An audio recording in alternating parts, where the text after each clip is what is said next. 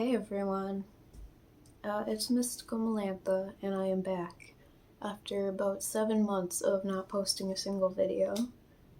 And I've been through a lot of changes in my life, but I would say they're positive.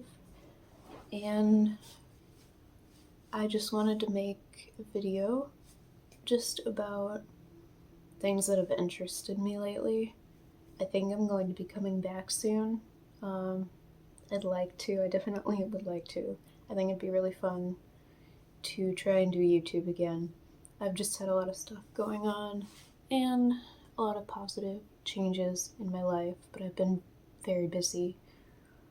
Been trying to do more of an analog sort of lifestyle, or rather using less technology.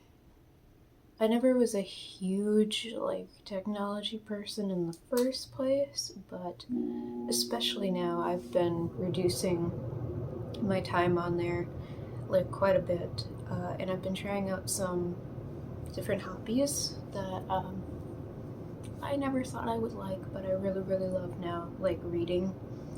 I've been really into reading lately, reading books, and doing lots of other things that don't really require a screen, and I have definitely felt my attention span healing, and I've been able to focus a lot better on a lot of stuff in my life, so that's great. And I got a new job, which has been putting a lot less stress on me, and I got my anxiety under control finally after all these years, for the most part. So I've been adjusting to that as well. But I would say I'm doing really well, and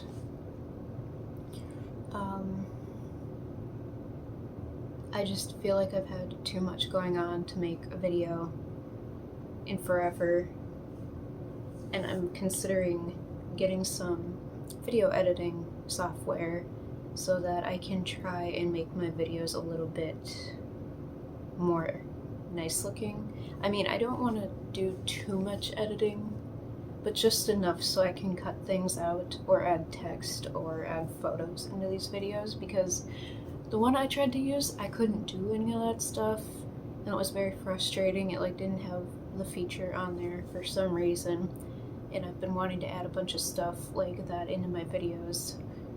It'd make things a lot easier if I could do that. But yeah, anyway, so that's just kind of a random rambling about whatever's been going on with me. I wanted to share just some things that I've been interested in lately.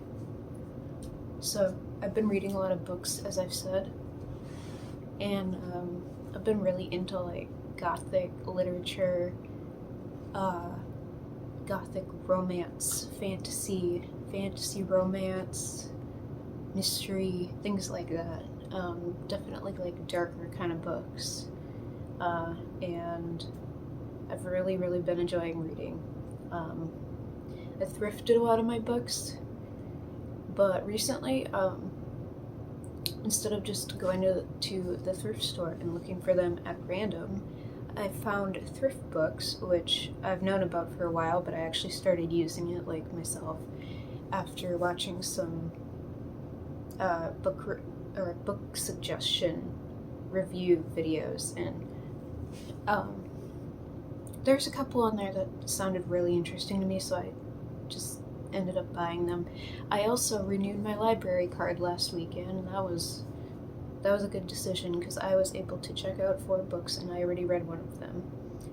And this year I'm on my 8th book in 5 months, which is pretty amazing considering I've barely read more than 1 book per year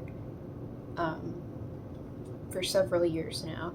I actually had a really hard time with it when I was younger, because I had such a short attention span, and it was hard for me to find a book that I could get into. But now my attention span seems to be fixed, and I'm really enjoying it because I actually found out what I like to read, and it's just made it so much better. Anyway, so a couple of books that I thrifted and then I got on Thrift Books. This was the first one I read. My Life at Rose Red, The Diary of Ellen Rimbauer. It's like a gothic, sort of like, I don't know if I'd call it a mystery, but it's basically like there's this mansion that gets built for this couple, and the wife is narrating the story through diary entries. She talks a lot about her marriage and the mansion being built, and what happens in the mansion once it's built, and there's a lot of supernatural things that go on. People go missing in the walls, and it is very good. I would highly recommend. For a thrift store find, I would say that this is a good first book that I read. And then the second one that I read, classic, The Phantom of the Opera.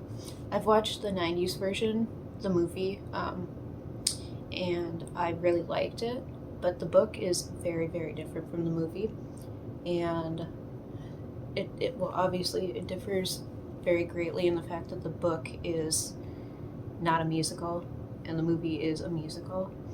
The book basically just takes place in an opera house, and there is a mysterious phantom that everybody is talking about, and all these events keep happening because he keeps doing stuff, and eventually like a chandelier falls because of him, presumably, and several people are injured, one is killed, and that's basically where like all the chaos starts in this story.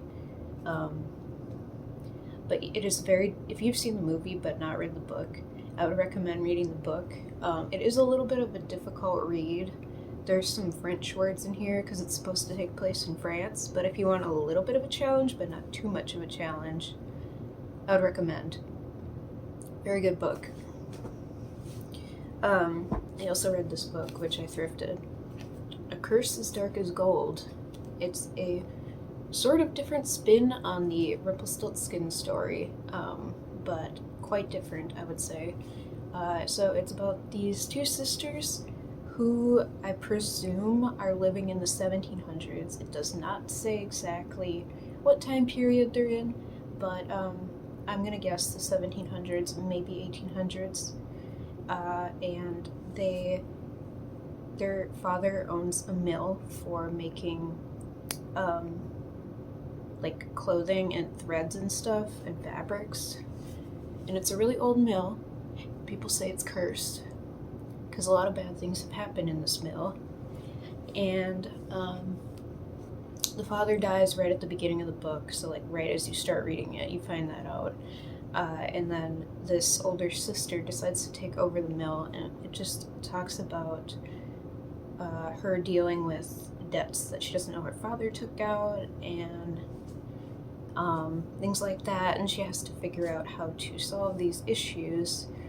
And there's like this spell that her sister tries to use, and this mysterious man shows up, and he says that he can spin their straw into gold thread, and if he spins it into gold thread, then they can sell it to pay off their debt, but he wants a price for it.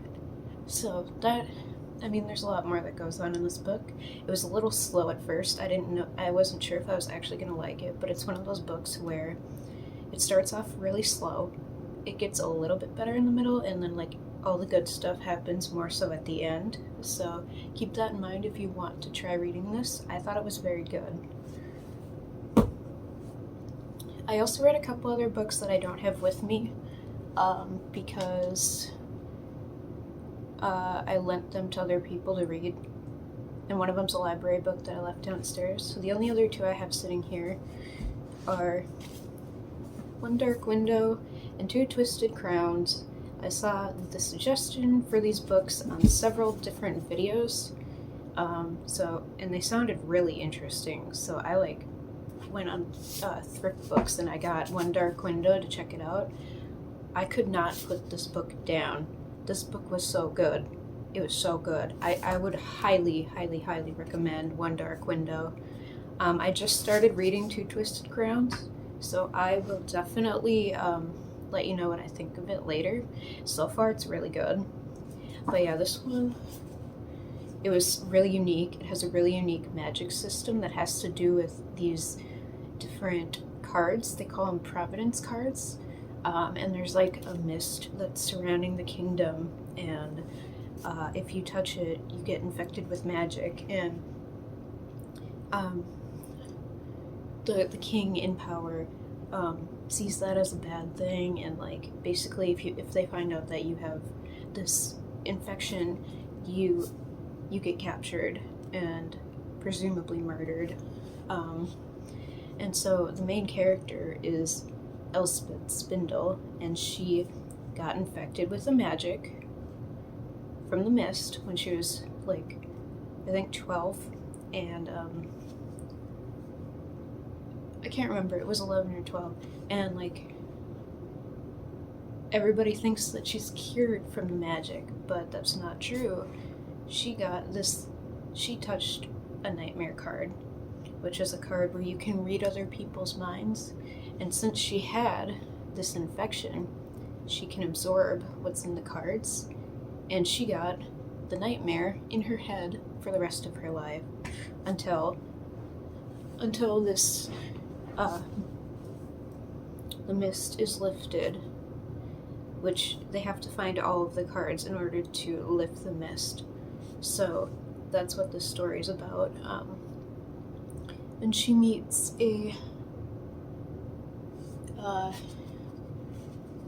he's a highwayman, and he's basically done treason, and she ends up joining him and his crew to help collect the Providence cards to lift the mist. So yeah, it's really good. I would highly recommend it. And along with reading, I've been doing a lot of collaging and just trying a lot of different things, listening to music, of course. I'll probably do some videos on music stuff soon. And just like feeling more relaxed, doing a lot of art, hanging out with friends, getting used to my new job, meeting new people at my job, and like exercising, and just like as many things as I can think of that don't really have to do too much with technology. But reading is a big one that I've really gotten into. It's become one of my favorite hobbies lately. So yeah, that's kind of an update on what's been going on, and I'm hoping to post another video soon. But for now, stay creative, and I will see you soon, hopefully. Goodbye.